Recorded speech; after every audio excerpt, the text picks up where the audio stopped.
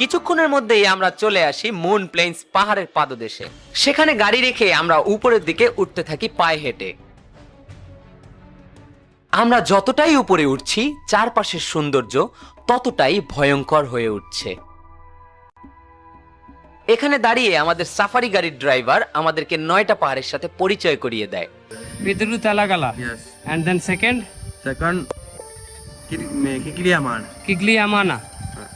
And third, Rice village. Single tree mountain. Single Tree Mountain. Yes. And then Then one, Great Duster. Great Western. Western. Yes. And then Great Duster. Conical Hill Mountain. Conical Hill. Shape is man is sleeping. You This see? looks like man is You sleeping. see? Yes. Yeah, it look like man is sleeping. মানুষ ঘুমাচ্ছে এরকম Yeah. দেখতে। That one, And then Haggal Mountain. Haggala Mountain. Yes. Haggal Botanical Garden. Botanical Garden also. Yeah. Here. There? Here. There Haggala Down, Botanical down, down. Down. Yeah, thank you. Thank you. ওই সেই পাহাড়টা, ওই যে পাথর বের হয়ে রয়েছে দেখছেন? কোনটা যেটা আমরা উঠছিলাম? না না, ওই যে পাথর বের হয়ে রয়েছে দেখেন। বড় বড় পাহাড়ের গা ঘেঁষে বিশাল বিশাল পাথর বের হয়েছিল।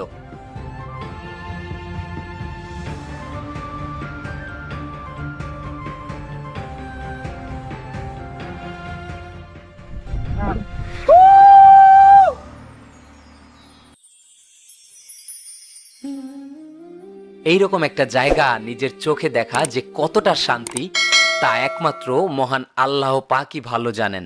মহান আল্লাহ তাআলা এই পৃথিবীকে কতটা সুন্দর করে বানিয়েছেন, তার সৃষ্টির 1% সৌন্দর্য এখনো আমরা দেখতে পারিনি। আর এই সৌন্দর্যের মালিক মহান আল্লাহ পাক, যাকে খুশি হয়ে জান্নাত দিবেন, সেই জান্নাত কতটা সুন্দর হতে পারে এটা ভাবলেও সিজদায় পড়ে যেতে মন চায়। 6400 ফিট উপরে আছি আমরা। এই জায়গাটা যেখান থেকে 9টা ডিফারেন্ট পাহাড় দেখা যায় এবং শ্রীলঙ্কার যে সব থেকে উচ্চতম পাহাড় সেটাও এখান থেকে দেখা যায়। এই দিকটাতে হলো ওইটা, এটা হলো সব থেকে বড় পাহাড়।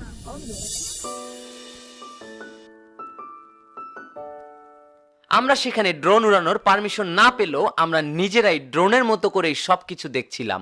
আমরা এখন নেমে যাচ্ছি। আমরা প্রায় 25-30 মিনিটের মতো ছিলাম, ছবি টবি তুলছি, আলহামদুলিল্লাহ সব দিক দেখছি, কভার করছি। এখন আমরা আবার নিচের দিকে চলে যাচ্ছি, আমাদের গাড়ি অপেক্ষা করছে।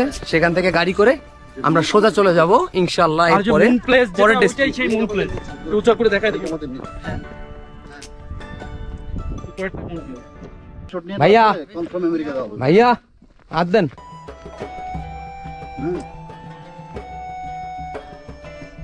আফসোস ব্যবস্থা নেই। দেখবেন হ্যাঁ হ্যাঁ, এটা দিছেন।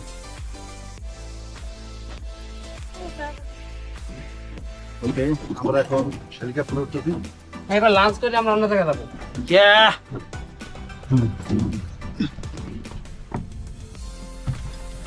সামনে সামনে সামনে সামনে সামনে। ওইখানে তোমার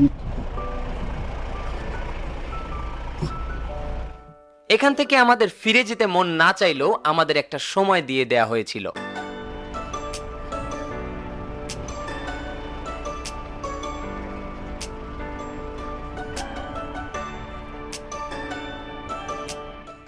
যেতে যেতে শেষবারের মতো আবারও উপভোগ করছিলাম এই অপরূপ হৃদয়ে ছুঁয়ে যাওয়া সৌন্দর্যকে।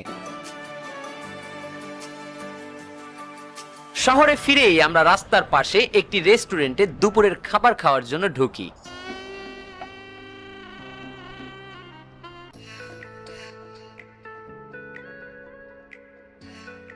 আমরা আমাদের মতো করে কিছু খাবার তাদের কাছ থেকে রান্না করিয়ে নেই।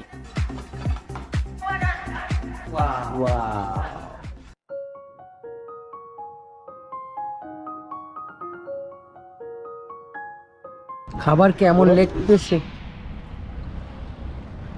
না, ডিমটা তো আমরা আমাদের নিজেদের স্টাইলে ভাজি করছি।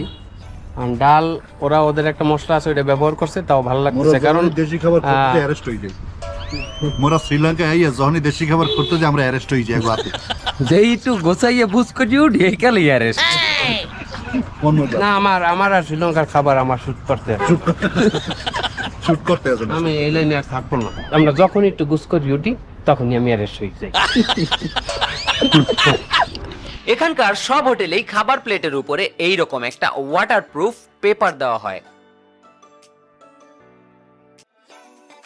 শ্রীলঙ্কান রাস্তায় গাড়ির হর্ন একেবারেই ব্যবহার হয় না বললেই চলে, কারণ এখানে রাস্তায় সুশৃঙ্খলভাবে গাড়ি চলাচল করে। রাস্তার মধ্যে ডিভাইডারকে ক্রস করে কোনো গাড়ি অন্য গাড়িকে ওভারটেক করতে যায় না।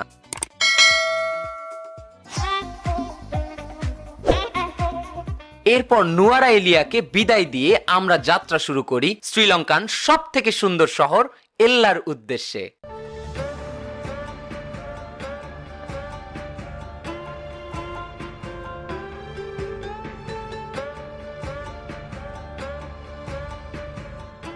যাত্রাপথে কিছু জায়গায় গাড়ি থামিয়ে আমরা সেখানকার সৌন্দর্য উপভোগ করি।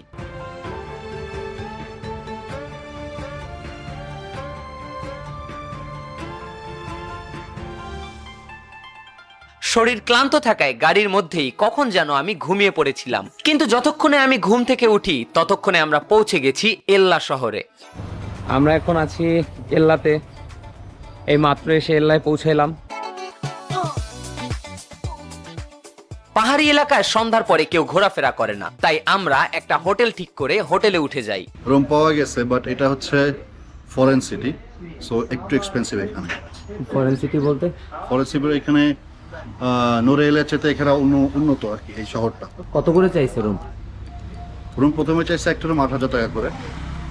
তো আমি যেহেতু ওদের ভাষা জানি, ওদের সাথে কথাবার্তা বলার পরে দুইটা রুম আমাদেরকে 6,500 টাকা দিতে রাজি হয়েছে। দুটো রুম? দুইটা। বাহ, বিশাল ব্যাপার। এটা তো ওদের টাকার নাকি? ওদের টাকা 6,500। আলহামদুলিল্লাহ, তাহলে আমাদের টাকার প্রায় এটা হচ্ছে একমাত্র ওদের ভাষায় কথা বলতে পারি বলে এই জন্য এটা হয়েছে। আচ্ছা আচ্ছা, that is advantage for us. Yes.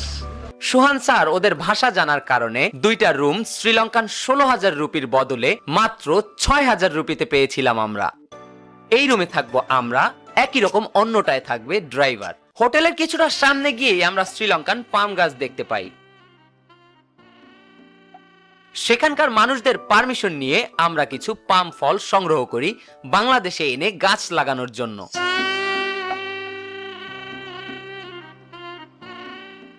এই গাছগুলো নানা রকম প্রয়োজনীয় কাজে ব্যবহৃত হওয়ার পাশাপাশি বাড়ির সৌন্দর্যকেও বর্ধন করে। এরপর আমরা আবারও চলে আসি আমাদের হোটেলে। আমরা আমাদের হোটেলে যে সমস্ত খাবারের আয়োজন করতে বলেছিলাম তারা ঠিক সেই সমস্ত খাবারই আমাদের জন্য এনে রেখেছিল।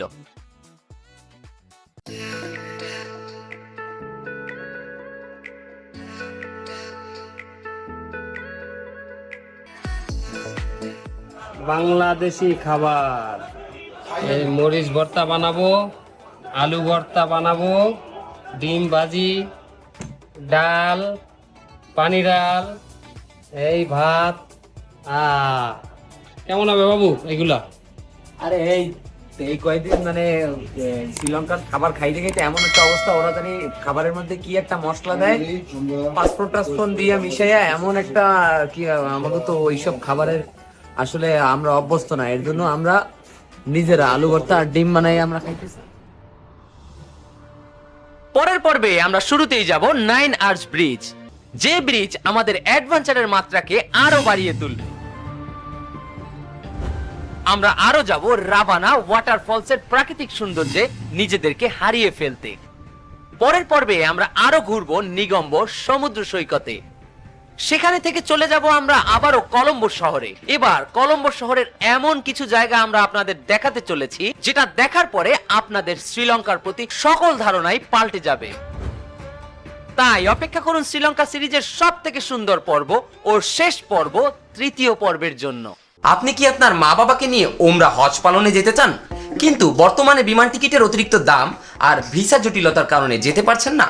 তাহলে আজই যোগাযোগ করুন আস সাবিল ইন্টারন্যাশনাল ট্রাভেলসের সাথে। এখানে আপনি বিশ্বের যে কোনো দেশের বিমান টিকিট পেয়ে যাবেন সর্বনিম্ন খরচে। শুধু তাই নয়, সকল প্রকার ভিসা কম সময়ে ও কম খরচের মধ্যে প্রসেসিং করা হয়ে থাকে। আর আপনি যদি ফ্যামিলি এন্টারটেইনমেন্ট বিডি চ্যানেলের একজন নিয়মিত দর্শক হয়ে থাকেন, তাহলে আপনি এখানে সকল প্রকার বিমান টিকিটের জন্য পেয়ে যাবেন 10% ছাড়। তাই দেশের ভিতরে অথবা বাইরে বিমানে ভ্রমণ করার জন্য যারা ইচ্ছুক তারা আজই যোগাযোগ করুন আমাদের স্ক্রিনে দেখানো এই ঠিকানায়, অথবা ভিজিট করতে পারেন আস সাবিল ইন্টারন্যাশনাল ট্রাভেলসের ফেসবুক পেজ, যার লিংক আমাদের ডেসক্রিপশন বক্সে দেওয়া থাকবে। আসসালামু আলাইকুম ওয়া রাহমাতুল্লাহ। আমি মকবুল আহমদ পাটোয়ারি, সৌদি আরব রিয়াদ প্রবাসী এবং একজন ব্যবসায়ী, প্রতিষ্ঠাতা প্রবাস বাংলা চ্যানেল। আপনারা এই চ্যানেলটিতে দেখতে পাবেন প্রবাসী সংক্রান্ত যাবতীয় তথ্য, বিনোদন, সচেতনতামূলক নাটিকা এবং আরও অনেক কিছু। তাই সম্মানিত প্রবাসী ভাই এবং বোনেরা এবং রেমিটেন্স যোদ্ধারা যুক্ত হন আমাদের প্রবাস বাংলা চ্যানেলের সাথে। আজই অনেক কিছু জানতে পাবেন, একসাথে গল্প হবে, আড্ডা হবে আপনাদেরকে নিয়ে আমাদের এই চ্যানেল প্রবাস বাংলা। ধন্যবাদ।